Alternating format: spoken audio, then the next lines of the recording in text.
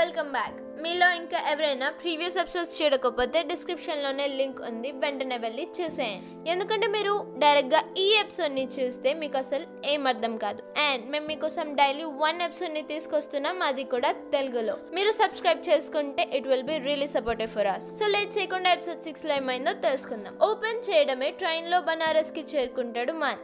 తర్వాత అక్కడ పోలీస్ స్టేషన్లో తను మాన్ అని మనీష్ కపూర్ వాళ్ళ కొడుకని చెప్పి నా బెస్ట్ ఫ్రెండ్ని నేనే చంపేశాను, నన్ను అరెస్ట్ చేయండి అని లొంగిపోతాడు. నెక్స్ట్ సీన్, ఫిరోజ్ హాస్పిటల్లో రెస్ట్ తీసుకుంటూ ఉంటాడు. తనని చూసిన వాళ్ళ నాన్న డాక్టర్తో ఫిరోజ్ సిచ్యువేషన్ అడుగుతాడు. డాక్టర్ అతను త్వరలోనే కోలుకుంటాడని చెప్పి అతనికి తన సిస్టర్ గురించే ఆలోచనలు అని చెప్తాడు. సిస్టరా అని మొదట్లో షాక్ అయినా తర్వాత రియలైజ్ అయ్యి బాధపడతాడు వాళ్ళ నాన్న. నెక్స్ట్ సీన్లో లత హరీష్కి లెటర్ రాస్తుంది.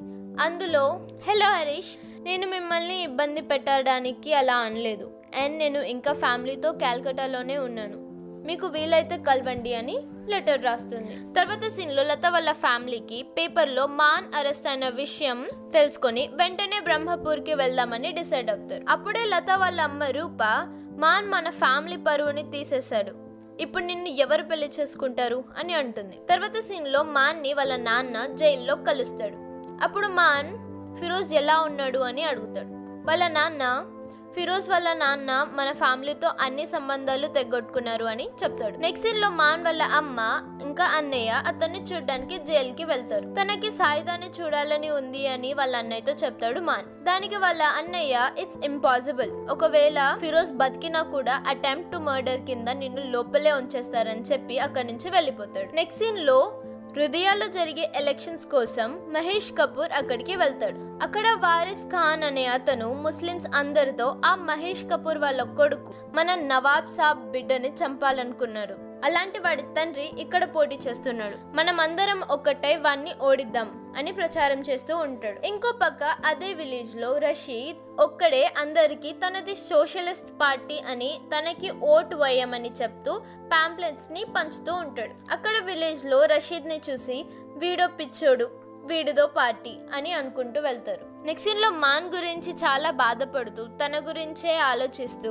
సడన్ గా వాళ్ళ అమ్మ ఆ షాక్ లోనే చనిపోతుంది. వాళ్ళ అమ్మని చివరి చూపులు చూసుకోవడానికి కూడా మాన్కి జైలు పర్మిషన్ ఇవ్వదు. నెక్స్ట్ సీన్ లో హరీష్ లతకి, నేను ఎప్పుడు నీ గురించే ఆలోచిస్తున్నా, నీకు వీలైతే రిప్లై ఇవ్వు అని చెప్పి లెటర్ రాస్తాడు. తర్వాత సీన్ లో ఒక పోయట్రీలో అమిత్ ఒక పోయం ని చాలా బాగా అందరి ముందు ప్రజెంట్ చేస్తాడు.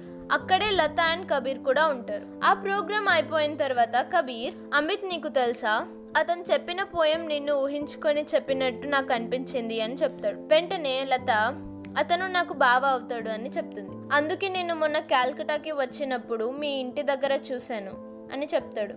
అప్పుడు లత, నువ్వు ఎప్పుడు క్యాల్కటాకి వచ్చావు అని అడుగుతుంది. నేను నీకోసమే వచ్చాను, కానీ మళ్ళీ వెంటనే తిరిగి వచ్చేసానని చెప్తాడు. తర్వాత లతని, నువ్వు అమిత్ని ఎప్పుడు కలిసావు, అమిత్తో బయటికి వెళ్ళావా అని చాలా ప్రశ్నలు అడుగుతాడు కబీర్.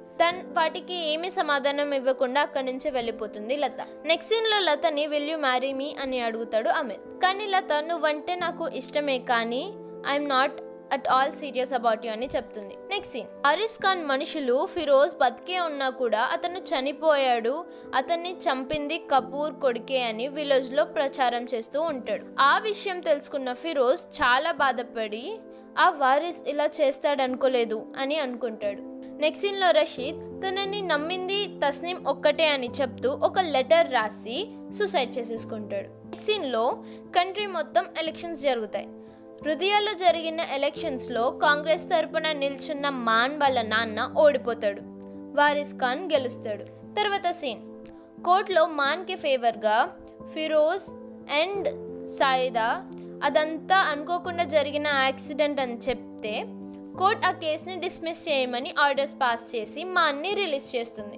నెక్స్ట్ సీన్ లో హరీష్ లత ఇంటికి వస్తాడు. లతతో, నేను నా లెటర్స్ లో నా ఫీలింగ్స్ అన్నీ నీకు కన్వే చేస్తూ రాశాను, కానీ నీకు నా మీద ఎలాంటి ఫీలింగ్స్ లేవు అని మీ అన్నయ్య ద్వారా నాకు తెలిసింది అని అక్కడి నుంచి చాలా బాధపడుతూ వెళ్ళిపోతాడు. నెక్స్ట్ సీన్ లో వాళ్ళ అన్నయ్యని లెటర్స్ గురించి నిలదీస్తుంది లత.